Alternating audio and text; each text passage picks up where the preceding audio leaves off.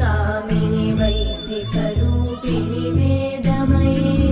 क्षीरसमुद्भव मङ्गलरूपिणि मन्त्रनिवासिनि मन्त्रनुते मङ्गलदायिनि अम्बुजवासिनि देवगणाश्रितपादयुते जय जय हे मधुसूदन कामिनि धान्यलक्ष्मि जय पालय माम्